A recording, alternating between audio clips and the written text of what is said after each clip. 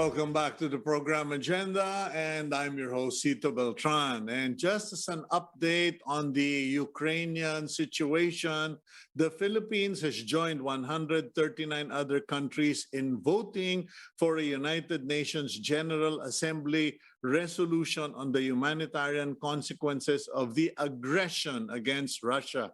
The European Union thanked the Philippine government for voting in favor of the resolution. President Joe Biden called Russian President Vladimir Putin a butcher after visiting refugees in Warsaw, Poland. Last week, Biden, for the first time, called Putin a war criminal and then later referred to him as a murderous dictator, a pure thug who is waging an immoral war against people of Ukraine. And the Ukrainian ambassador to the U.S., Oksana Markarova, tore into Russia over its invasion of her country, saying it's a terrorist state led by a war criminal.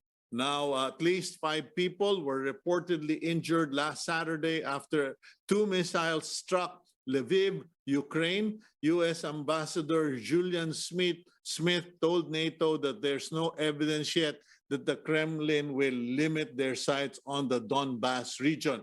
But we are here in the Philippines, so let's find out in terms of activity and concerns, what is the Ukrainian ambassador to the Philippines involved in? We have with us His Excellency Olexander Nechytaylo. Ambassador Nechytaylo, good morning to you, sir. Morning. Thank you for having me. Okay, it's just a conversation, not a question and answer program. So well, if you would, we'd just like to find out how are you, what are your activities as ambassador, because we are quite a distance from Ukraine, and I know it must be so frustrating for you not to be in the fight and trying to find ways to help. It is indeed a difficult time for all of us, for all Ukrainians, both in the country and outside. However, we believe that being a diplomat, being an ambassador is equally important as fighting on the field, because what is happening in Ukraine is actually the implications will be much more than Europe, much more than Ukraine. We are talking about now the sanctity of the international law. We are talking about the new world order. And of course, it is important to fight at all fronts. And diplomatic front is equally important. Okay, now, are you in the Philippines or are you in Malaysia right now? I'm based in Kuala Lumpur. In pre-COVID time, I used to travel to Manila every 3-4 months to meet different officials, business people, etc., etc. However, since COVID time, it's been a while. Okay, in fact, so Ukraine made the decision last year open a new diplomatic mission in Manila. However, because again of COVID and all this situation, those plans most probably will be put on hold for a while. okay, what is the situation among diplomats, particularly between you and your Russian counterpart? Because here in Manila, the Russian ambassador to the Philippines had written an opinion piece which was actually a rewrite of the propaganda of Russia regarding the Ukraine invasion. And it created quite a disturbance among diplomats here. Practically every diplomat gave a reaction on Instagram, Twitter, even on Facebook, condemning the statement. But what about there in Kuala Lumpur? How do you relate with the Russian diplomat, or what do diplomats do when you are in a far country, but there is war in your own backyard? Of course, the relations between the countries reflect on the relationship between. If you are in a position of ambassador, you are not a private citizen, you represent your country. Therefore, it's very unfortunate to see that this became an extension of the Russian propaganda machine. We are not talking even about pure diplomacy now. We are talking about just amplifying the propaganda narratives.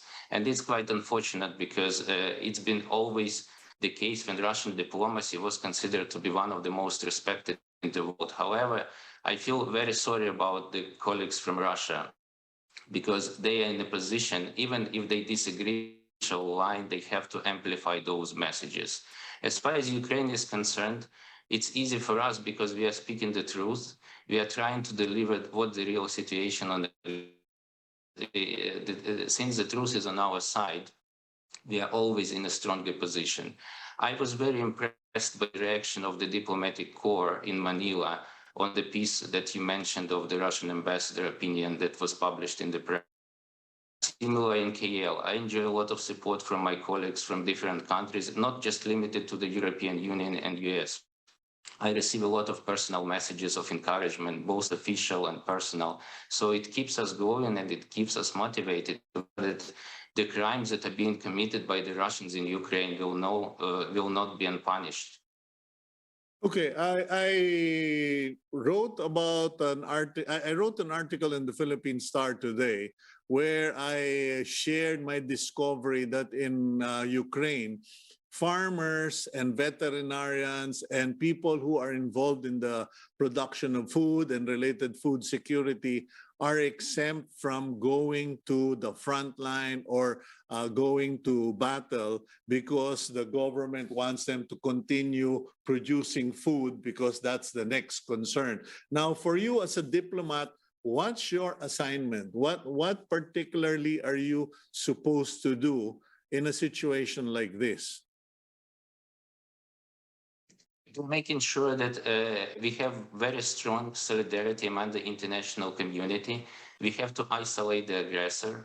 We have to make sure that all official diplomatic and trade ties with Russia is being either limited or seized. Since Russia is violating the international law, there should be no business as usual. And you rightly mentioned that Ukraine is a major contributor to the world food security. Ukraine is one of the major exporters of wheat, corn, sunflower, the countries of Southeast Asia, including the Philippines and Malaysia. And of course, what is happening now, March is planting season in Ukraine.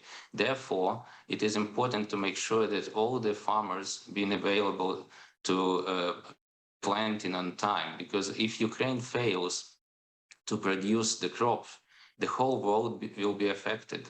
The whole world's food security system will be affected. In terms of what we do also here in Kuala Lumpur and in Manila, we are trying to deliver the message that every dollar that is made trading will be used to finance the criminal war in Ukraine. Therefore, it's important to isolate, to cripple the Kremlin's ability to conduct and to continue the war. Okay, there is an international decision or action to not to trade or do business with Russia.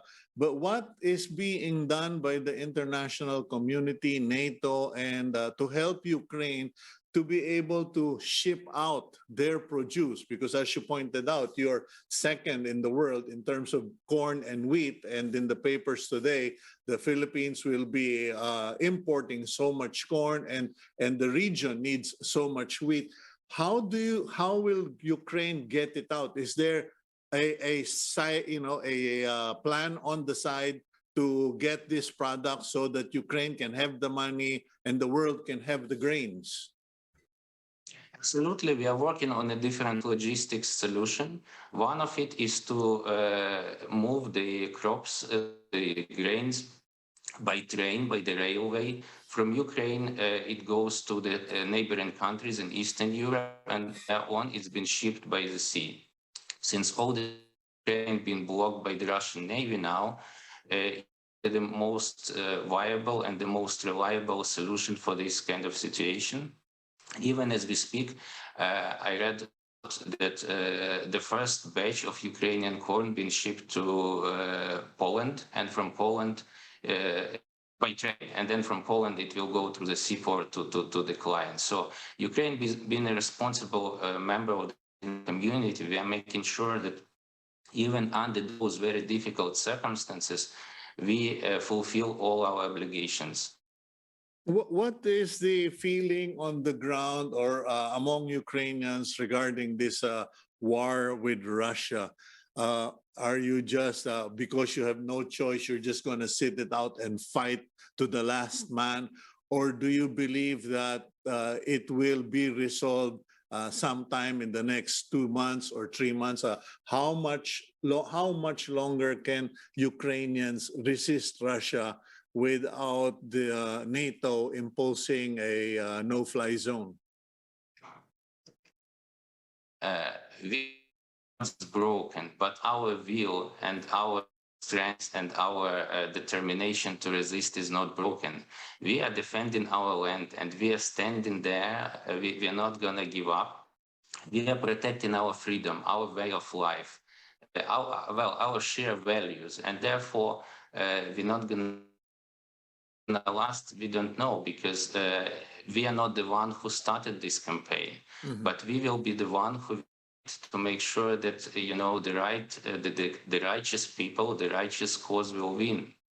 So important, of course, to receive the international support in terms of weapons, in terms of financial aid from, as you mentioned, European Union, from NATO countries, from some bilateral partners. However, at the end of the day, it's the determination of people that is gonna win. And what we see on the field is basically that although the overwhelming Russians keep trying to attack us, they failed to achieve any single serious military objective. And the ground is the morale of the people is very strong. People refuse to leave. I can tell you from the members of my family. My brother and my father, they are in Kiev and they refuse to leave because they believe it's our city. So for Ukrainians, it's a people's war. Those who can take up the arms, they take up the arms and fight. Those who can help with other ways, like being a volunteer or being a helper in the hospital, they do that. So the whole nation is there, and I don't see any way Russia is going to win this war. We're going to stand up and fight, and I'm sure Ukraine will prevail. Okay, now, as far as your area of or your area of responsibility is concerned, which is the Philippines, Malaysia, and Timor-Leste, what support or offers have you received from the governments of those nations and private sectors or individuals? Because more and more people, civilians and former soldiers have been flying to Poland, entering Ukraine to fight in your war. But as far as Timor-Leste, Malaysia, and the Philippines are concerned, what are the offerings made to you? We're receiving a lot of help, a lot of practical help. The government approved 1.5 million US dollars to help Ukraine through the World Food Program, which is amazing in itself because for Timor, 1.5 million US dollars is a big amount, and therefore we really appreciate participation of the government of Timor-Leste in the international humanitarian relief efforts. We are also working with the government here in Malaysia and with different NGOs to consolidate and to channel the assistance, the humanitarian that is going to be going to Ukraine. For the Philippines, we have submitted the list of the urgent needed items, food items and medications that are needed in Ukraine right now. And we hope that the Philippine government will also work with us closely on that. As far as the corporate sector is concerned, we've received some offers to help in kind, like with some food, with some oatmeal, etc., powder milk. So now the major issue is also logistics, because to deliver the goods from Southeast Asia to Ukraine is not so easy. But we are trying to address it. We have established few hubs in the neighboring countries, in Poland, in Romania, and Slovakia. So generally it's been shipped there, and from there it's been distributed all across Ukraine to the most needed areas. What about in terms of, because in the Philippines, I can only think that we excel in terms of medicine, in terms of doctors and nurses. Have you heard from any group here in the Philippines offering to go there and to help the refugees in Poland or the wounded civilians and combatants in Ukraine? I know there is an ongoing effort, both individual and collective. There are different charity foundations in the Philippines that have been in touch with the embassy. They are helping in terms of financial donations through various international organizations. However, in terms of the individual, quite a number of volunteers going to Poland, nurses, some doctors that are helping there at the field hospitals and the refugee camps there. Okay, many people were surprised with the level of preparedness or the ability of Ukrainian military and the territorial defense force to react to the Russian aggression. People were wondering, where did the Ukrainians get this training? How come they are so prepared? When did this all begin? Because people were saying this takes years, this takes a lot of money. How did Ukraine put all of this together? Indeed, it takes a lot of effort and a lot of time and a lot of resources. Ukraine independence since 1991 has been always very peaceful country. We did not intend to fight any war. And what happened in 2014 when Russia invaded Crimea and the southeastern part of Ukraine made impact on how we built our country. It reinforced our military. We now spend around 6% of our GDP on the defense spending. And to reinforce, again, our capabilities, we work very closely with our allies in terms of training, in terms of energy. And those efforts, these 8 years of preparation, these 8 years of fighting proxy war with Russia, paid good yield, because so far, as you see, the military objective of Russia have not been achieved. We managed to defend, to stop the enemy, and to effectively fight back in a lot of areas, not just in the central and south part of Ukraine, but also in other areas which are critically important to make sure that the government remains in the full control. And let me tell you one also very important factor, that again, people's will is equal, and our president being a real hero, standing there in Ukraine, in Kiev, on the streets of Kiev, supporting our citizens, our military. So he's been a great inspiration to all of us. Okay, now I have so many questions, Mr. Ambassador. I'm getting confused already. But what was the policy in Ukraine? You said it took 8 years to build up this ability, this capability. Now, I know that Canada was very involved. Some NATO countries were involved. But was there like a law, a grand plan? Because some people in the Philippines have suggested that we should have mandatory military service, that every citizen should have military training in the professional army. How did Ukraine go about it? In Ukraine, we do have mandatory military service. However, we also have the army, and generally what you see on the ground now is the result of the strategies that was developed 8 years ago, how to make sure that the most combat-ready units are being professionally trained on a basis. They participate in different exercises, they play different scenarios, and therefore they are, in terms of preparedness, they are most effective now on the field. In terms of the conscripts, they are playing very important role. Usually they are not on the front line, but they're important also in providing the logistic support and all other that is needed to make the whole operational forces very effective on the ground.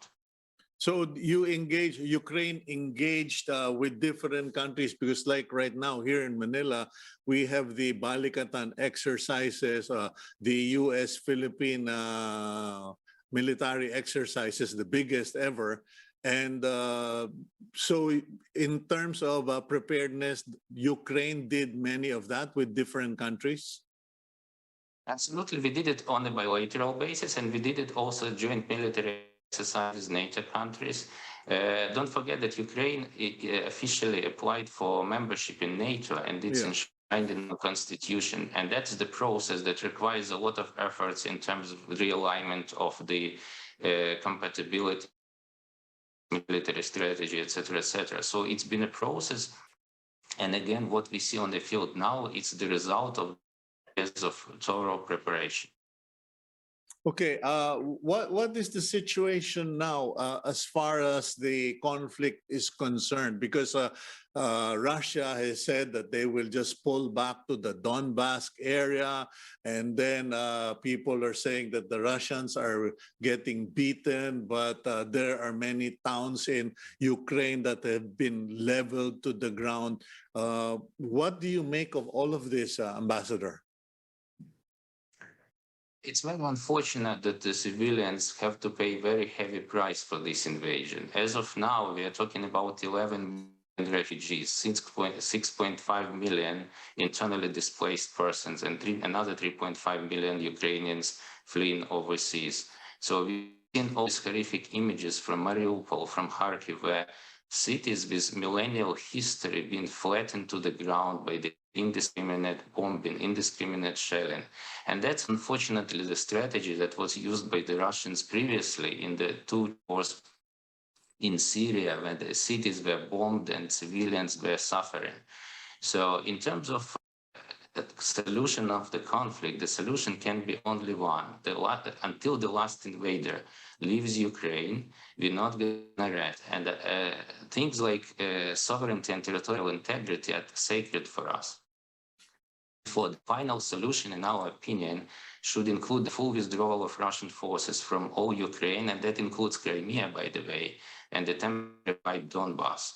So then we are talking about the victory. However, in terms of moral victory, in terms of the battle of the will, I believe we already won, because Russians were expecting it to get finished within 72 hours. Interestingly enough, some of the captured soldiers, Russian soldiers, they were coming to Ukraine with the ratio only for 72 hours. So after they didn't have enough food even to sustain, no fuel. They were not properly dressed for that weather. A lot of Russian soldiers get frostbite because it was cold at night. But instead, they were bringing the uniform for the parade in Kiev. So probably that was the priority. That was the original plan. And if you look at what is happening on the ground now, the morale of the Russian soldiers is very low. A lot of them been surrendering. A lot of them are trying to inflict self-injury to make sure that they will no longer be on the front line. So in that sense, we have already won. Okay, I was so captivated by what you were saying. Now, here's a question. I don't know if it's a polite question, Mr. Ambassador, because you are a diplomat, but I think I am one of many people who have been wondering, because the Russians have been using artillery fire, leveling all the buildings, the cities, towns, etc.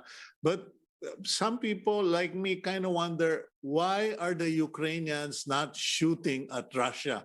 You have taken a defensive position within your territory, but sorry, we're not war freaks, but you know, it's kind of one a thought, you know, why are Ukrainian military not shooting into Russian territory? We are in a defensive war, and we exercise our right on self-defense. It's been effective what we do in Ukraine, but let me assure you, if there is a need to strike any targets outside Ukrainian territory, don't hesitate to do that.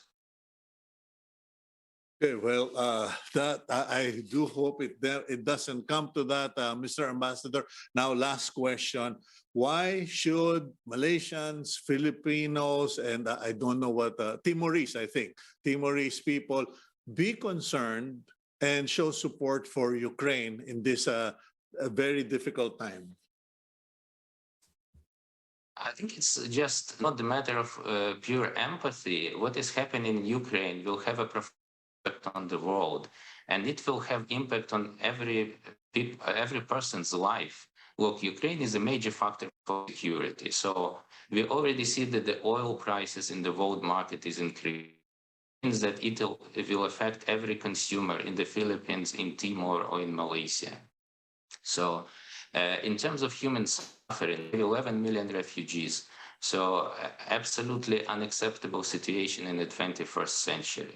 In terms of the impact world order, if we allow Russia to win, if we allow blackmail democracies and independent nations and try to bend rules using the slogan "might is right," then it will have a profound impact on the small countries in this region. You know how difficult it can be, the territorial disputes and other issues here. So that may create the precedent that can be very dangerous for the world affairs. So whether you're in a position of business, whether you're a simple consumer, whether you're a diplomat or a military, everybody should think what kind of long-term and short-term impact this situation, this war is going to have. And I believe, quite unfortunate though, nobody will be spared. So everybody will feel the effect one way or another.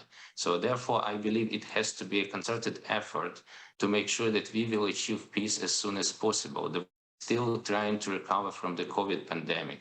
The damage for the economy is already very substantial. So the war is the last thing that the world needs right now. Okay, well, Mr. Ambassador, we stand with Ukraine, and we will pray that your people will find help and relief very soon. And thank you for standing your ground and doing a great job. Have a good day, Mr. Ambassador. Thank you. Likewise. Thank you very much. Okay, that's Ambassador Olexander Nechytaylo, Ambassador of Ukraine to the Philippines, Timor-Leste, and Malaysia. And there you heard it from the ambassador. If you think that Ukraine is not your concern, think again. Corn, wheat, a lot of food products come from Ukraine. The oil prices have been affected. And last but not the least, we have problems of big bullies in our own backyard. Okay, now let's close the program with the blessing for the week. And our blessing is an Irish blessing for all of you. And now on may the raindrops fall lightly on your brow. May the soft winds freshen your spirit. May the sunshine brighten your heart. May the burdens of the day rest lightly upon you, and may God enfold you in the mantle of his love. And that's today's agenda. Please keep it here on One News PH. God bless all of you.